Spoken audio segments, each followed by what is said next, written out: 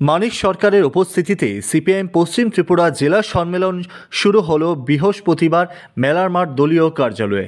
সংবাদ মাধ্যমের মুখোমুখি হয়ে এই সম্মেলন সম্পর্কে বিস্তারিত আলোচনা করেন প্রাক্তন মন্ত্রী পবিত্র কর। তিনি বলেন, প্রত্যেক 3 বছর অন্তর অন্তর এই সম্মেলন অনুষ্ঠিত হয় এবং এর দ্বারা দলের কমিটি নির্ধারিত করা হয়। পাশাপাশি এই কমিটির মধ্যে থেকে দলীয় কর্মীদের নির্ধারণও করা হয়। এছাড়াও আগামী দিনগুলিতে সিপিআইএম দল কীভাবে কাজকর্ম করবে এবং কোন পথে দল পরিচালিত হবে সেই বিষয়গুলিকেও এই সম্মেলনের মাধ্যমে আলোচনা করা হয়। মূলত এই সম্মেলন 3 বছর অন্তর অন্তর হয়ে থাকে। প্রথমে জেলা স্তর থেকে শুরু করে বিভিন্ন ব্লক স্তর পর্যন্ত এই সম্মেলন অনুষ্ঠিত হয়, যার দরুন এই সম্মেলনে দলীয় বিভিন্ন কর্মী সমর্থকেরা উপস্থিত থাকে বলে অভিমত ব্যক্ত করেন পবিত্র কর।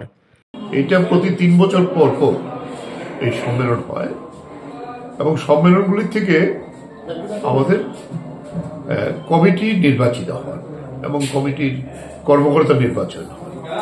এটা আমাদের প্রসেস কমিউনিস্ট পার্টির। আজকে অর্থাৎ বৃহস্পতিবার পশ্চিম ত্রিপুরা জেলার সম্মেলন অনুষ্ঠিত হয় এবং আগামী দিনে রাজ্যের অন্যান্য জেলাগুলিতেও এই সম্মেলন অনুষ্ঠিত হবে বলে জানান মন্ত্রী পবিত্র কর। ব্যুরো রিপোর্ট, দৈনিক প্রহর।